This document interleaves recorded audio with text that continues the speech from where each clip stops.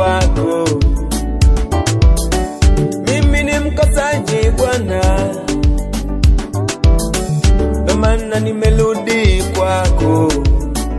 Maana najua we Bwana utanisamehe makosa yangu yote niliyokukosea.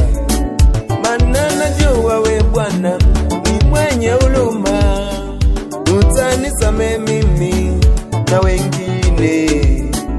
Maana yupo aliyekamilika hapa duniani zaidi yako wewe Yesu.